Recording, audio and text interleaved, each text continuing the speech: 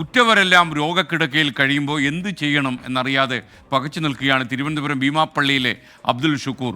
തൻ്റെ അസുഖമെങ്കിലും ഭേദമായിരുന്നെങ്കിൽ കുടുംബത്തെ പോറ്റാമായിരുന്നു എന്ന് കണ്ണീരോടെ പറയുന്നു ഈ 64-കാരൻ.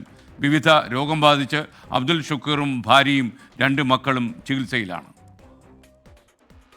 വാൽവിന് തകരാറ്, തലച്ചോറ് ചുരുക്കം, നട്ടെല്ലിന് ബലക്കുറവ്, ശ്വാസം മുട്ട്, ഒപ്പം അൽഷിമേഴ്സിന്റെ തുടക്കം. കുടുംബനാഥനായ അബ്ദുൽ ഷുക്കൂറിന്റെ രോഗങ്ങൾ ഇതൊക്കെയാണ്. പഴയ ബോഡി ബിൽഡറായിരുന്നു, ഇപ്പോൾ ആരോഗ്യം ക്ഷയിച്ച് വീട്ടിൽ. ഒരു ഓട്ടോ ഉണ്ടെങ്കിലും അത് ഓടിക്കാനുള്ള ആവതില്ല. വീട്ടിൽ പട്ടിണി മുക്കുമ്പോൾ വേദന സഹിച്ച് ഇടയ്ക്കൊക്കെ ആ മുച്ചക്രം ഉരുട്ടാനിറങ്ങും.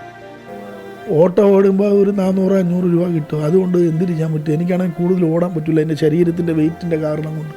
ഞാൻ 5 അടി പൊക്കേ ഉള്ളൂ. എനിക്കാണെങ്കിൽ 105 കിലോ ഉണ്ട് പൊക്കം വെയിറ്റ്. എന്നെ കൊണ്ട് പറ്റണില്ല. എന്ത് ചെയ്യാൻ പറ്റും? ഭാര്യ ഷഹബാനത്ത് പൂർണ്ണമായും കിടപ്പിലാണ്. 2 കണ്ണിനും കാഴ്ചയില്ല. കരളും വൃക്കയും തകരാർ. പരസഹായമില്ലാതെ ഒന്ന് എഴുന്നേൽക്കാൻ പോലും കഴിയില്ല. 21-കാരിയായ ഇളയ മകൾ ഐഷയ്ക്ക് കാഴ്ചയുണ്ടെന്നതൊഴിച്ചാൽ മാതാവിൻ്റെ മറ്റെല്ലാ രോഗങ്ങളുമുണ്ട്. മൂത്ത മകൾ ഹസീനയ്ക്ക് ആമവാദവും വാൽവ് തകരാറും തലച്ചോറ് ചുരുക്കവുമാണ് രോഗങ്ങൾ. ഒരു വീട്ടിലെ മുഴുവൻ പേരെയും രോഗികളാക്കിയ പരീക്ഷണത്തിൽ എന്ത് ചെയ്യണമെന്നറിയാതെ നിസ്സഹായനാണ് കുടുംബനാഥൻ അബ്ദുൽ ഷുക്കൂർ.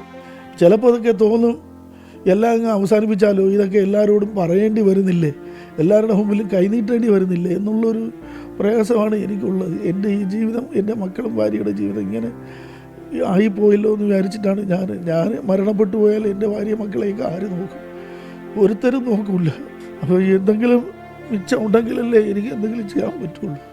എനിക്ക് ആരുമില്ല സാറേ. ഒരു മകൻ 2021 തലച്ചോറിലെ രോഗം കാരണം മരിച്ചു. 2 ആൺമക്കൾ കൂടിയുണ്ട്. ജീവിതത്തിന്റെ 2 അറ്റം കൂട്ടിമുട്ടിക്കാൻ പെടാപ്പാടുപെടുന്ന അവരും നിസ്സഹായരാണ്.